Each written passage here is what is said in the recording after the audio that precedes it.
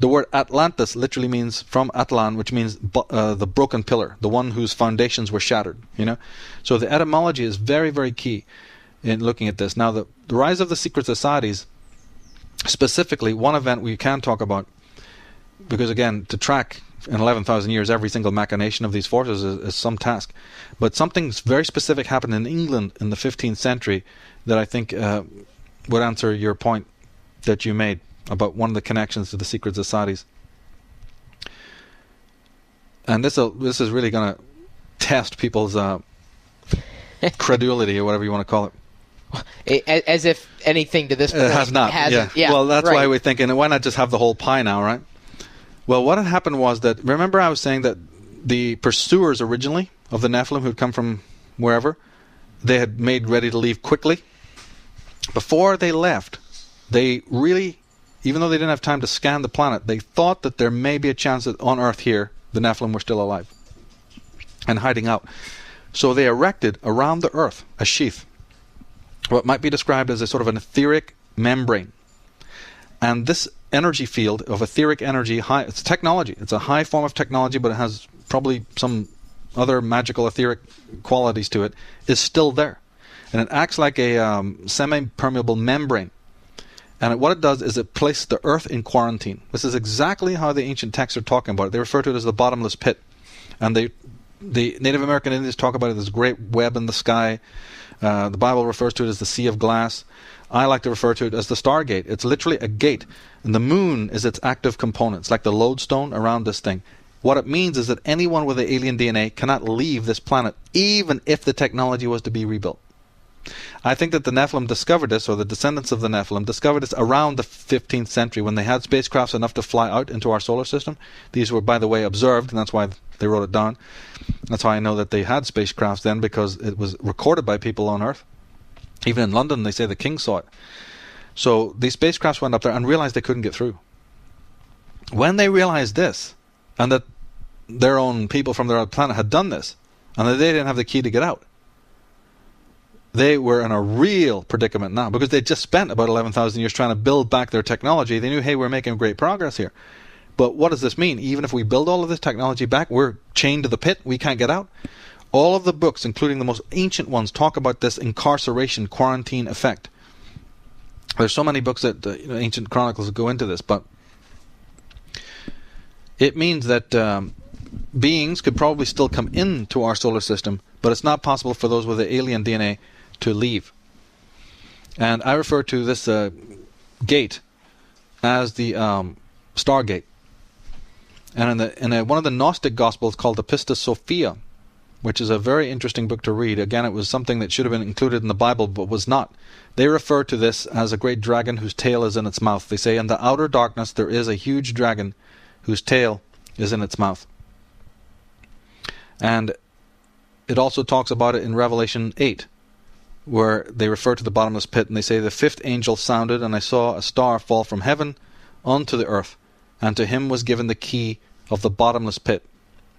And then in the epistle of Peter, another biblical work, it says, God spared not the angels that sinned, but cast them down to hell, and delivered them into chains of darkness to be reserved unto the judgment. So this Stargate is also known in astrology. Those who studied astrology, especially Chinese astrology, know that the Chinese refer to this as the head and tail of the dragon. They call it the dragon's nodes in astrology. And the whole idea in mythology of the dragon encircling something precious. You'll even see jewelry, an artwork of a dragon encircling a globe or a pearl or something of great price. Well, this comes from the idea of an encircling dragon energy encircling the earth itself. You'll see that motif a lot in artwork all over the world. In fact, the symbol of the dragon eating its own tail, which is known as the Ouroboros, is found throughout the planet, throughout all the Mexico, Egypt, India. The Celtic tradition has the encircling dragon. And of course, when we hear about the great hero, where does this whole idea come from, where the hero has to go out and kill the dragon or slay the dragon? Has anybody ever even bothered to ask what on earth that motif would mean, or where it originally came from and what it's meant to signify? No, we don't. We just accept these things and don't really ask a lot of questions about it. But the fact is, again, that these are cryptic mythological motifs about the breaking through the Stargate. and the slaying of the dragon, or the mastery of the dragon. So they've got to be mad. They can't get out. That's right.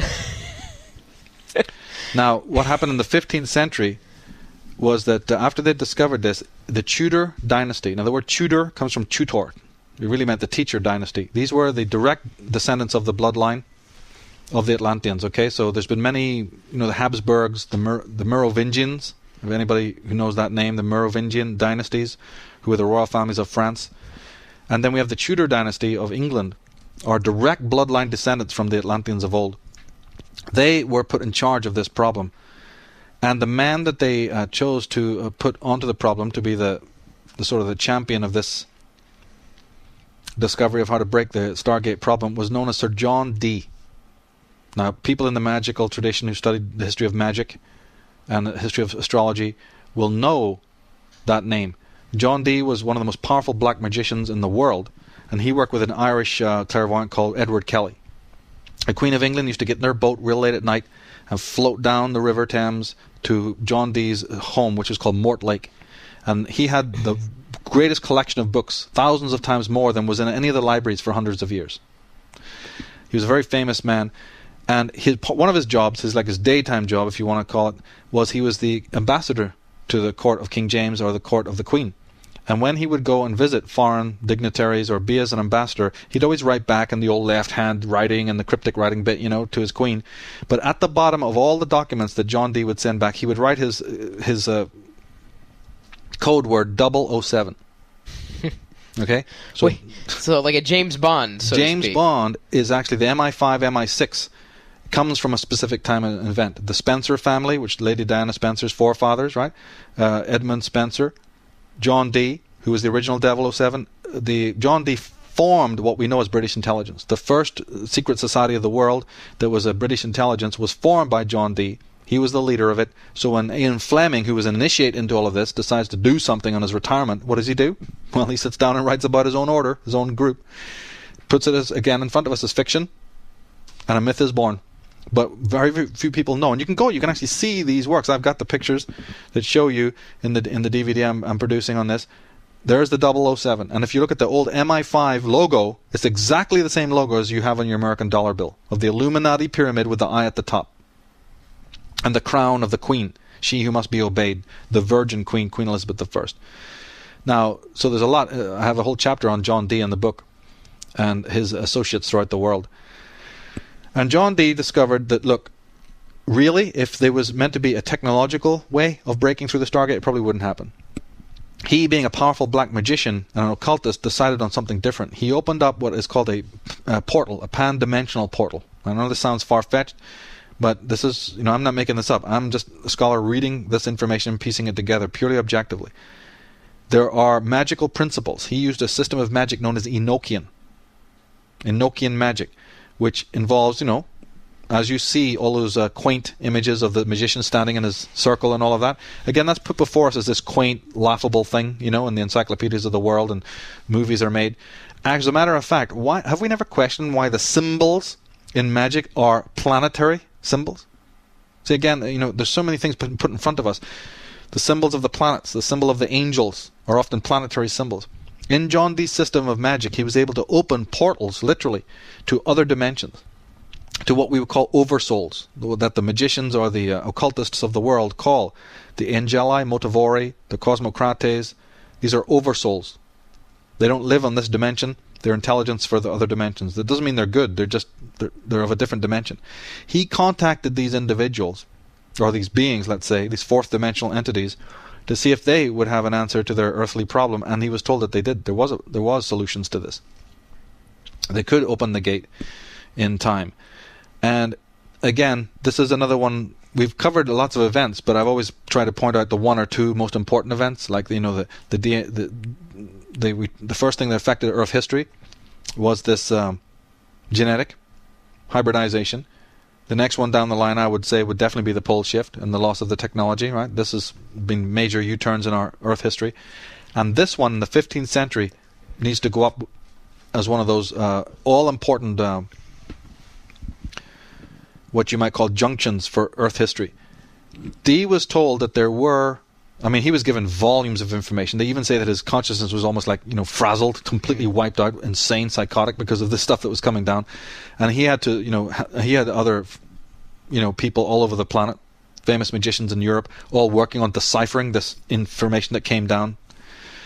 But it all centered around two basic premises. One was that these beings that I call the Macrobes, I'll explain why in a minute. The Macrobes told John Dee that they had to learn how to release energy. They had to learn how to create matter from energy. Right? That was the first premise they were told. The first key to the Stargate concerned creating matter from energy. But that they were so dumb, they were told that we'd have to show you that in 2 stages. So even, point 1 has 2 stages to it. We'll have to show you how to first release energy from matter. Okay? The second key involved the properties of a certain element. And that element was silicon. That's what they were told. Now, a lot of this made sense to them because, of course, remember they were themselves from other planets and had, at one point, great sophisticated computer technology.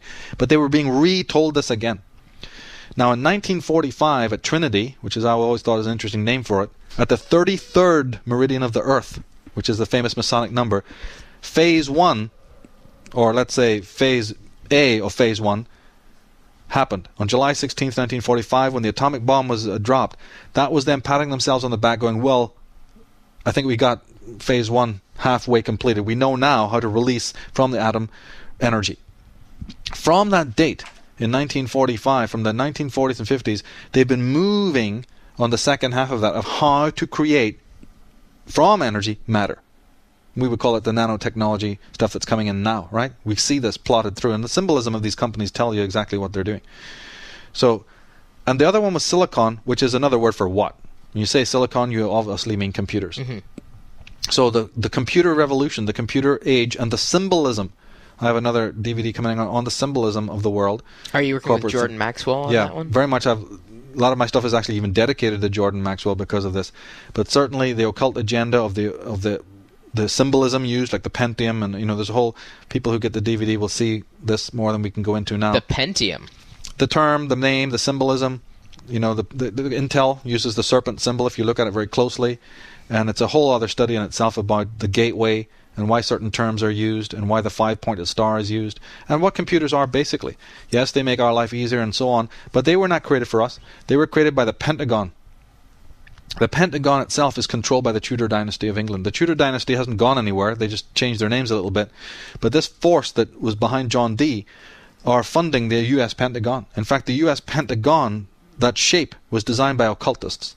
John Whiteside Parsons, who was a member of a secret society called the OTO, helped in the formation of it. The ceremony of commemoration, the ceremony of opening of the Pentagon was on September 11th. Okay. Yeah. Oh, really? Oh, yeah. There's a lot of, and the layout of Washington D.C. is an entire study in itself. I got a whole chapter in the book on that, about the layout of Washington D.C. and many other cities of the world based on sacred geometry. Because the pact, why I call them Macrobes, these fourth dimensional oversouls that John Dee connected to. The word macrobe is important because it explains this. If we were told before the advent of the microscope that there was all sorts of microscopic life forms, on the head of this pin, on my hand, all around us, we've been taken down to the local street and burned. When the microscope came along, everyone could see, my God, there's an entire ecostructure, whole forms of life, a biosphere that we couldn't see with a physical eye. Well, above the level of the human is the macrobes. These are entities, beings that overlook us. They exist just in the same way as the microbes do, above our level of continuum. The instrument, there is no instrument physically for understanding that they're there, but except the human intuition. The human imagination, the human intuition, and of course clairvoyance know all about what I'm saying. We sometimes get, fleeting glimpses of, even ordinary people will sort of get it, but it'll be so, like on drugs, a lot of people, unfortunately, blow open a door to this and go, what the hell is this? Well, a lot of stuff on drugs is this. You are being awakened to this. But of course you don't know what you're seeing, and then you think you're going crazy. But the magicians know all about this, that these oversouls exist. And when John Dee and Sir Francis Bacon and many other people who were involved in this were given these instructions, it had the greatest effect for our world because, remember, the Macrobes do not work for free. They want something in return too in the pact. So John Dee and his cohorts are basically saying, what is it that you want back? And the Macrobes said that they wanted blood. They wanted ritual sacrifice on the earth. Because blood has certain occult properties. Cortisol, the fear, the energy of adrenaline that's released. This is what these entities feed off. Just in the same way that a local Satanist will skin a cat or sacrifice a frog. Imagine that kind of a ritual taken up to the global level. And imagine the need of these descendants to get off this planet and do whatever they're doing. So John Dee in the 15th century, that's why I'm emphasizing this period of time, put up the entire planet as a blood sacrifice to the Macrobes for this information. Now, sending people to die in these blood sacrifices is a little problematic. This is also why there's been massive wars, and why certain wars are done at certain places, why soldiers are given occult symbolism to wear, why the centers of war, like the Pentagon and other institutions of war, are designed that way, why the Lockheed uses the five-pointed star, you see? There's a lot of symbolism involved that they're actually showing you that's an occult in nature. Using the five-pointed star involves this. And the symbols of the Maltese cross, the symbol of the pyramid. In your cavalry days in America, they used to use the cross swords and the acorns. Wait a minute, acorns are Druidic symbols. What are they doing on army? What are the oak leaf lapels doing on the German, Russian soldiers? The French wear the oak leaf symbol on their hats. The eagle, the skull and bones. Skull and bones that was worn by the British Brunswickers. It was picked up by the Knights Templars. It was used by the Nazis. The eagle has been used by the Romans. There's occult symbolism being used here, because ritual death doesn't mean just blowing somebody away and then they're dead. It's very specific. You have to declare the war at a certain time. You have to send those ritual victims to a certain place on the earth. Most of the wars have been conducted at certain places of the power grid at certain specific times. Same thing with assassinations. This particular concept of the blood rituals is very, very important to get into. I talk a lot about it in the book, that there is a reason for the megadeath, for the assassinations that have been happening all over the world. Did you know, for instance, that in Egyptian, the symbol for the star Sirius, because in occult mythology, that star that you see everywhere on the American flag, all over the flags of the world, is actually, and if you read their own works, they'll happy to tell you this, that is a symbol of the star Sirius that they worship. Well, in Egyptian hieroglyphics, if you wanted to write the symbol for the star Sirius, you used three basic shapes. You used an obelisk, which is like a pillar. You used a five-pointed star, and you used an oval. All right? That's the hieroglyphic for the planet, for the star Sirius. What do you find in concrete in Washington, D.C.? The Washington Monument, right. The Oval Office, and the Pentagon. And the other symbol that's often used was the serpent. And that was the layout of the streets. So why would a city in America, designed by Freemasons, the cornerstone of the monument, the Capitol building, the 7 major structures, if people read about this, they will find that the Masons were involved from point go. The very dropping of the stones was done at sidereal time. There's an immense symbolism used in this.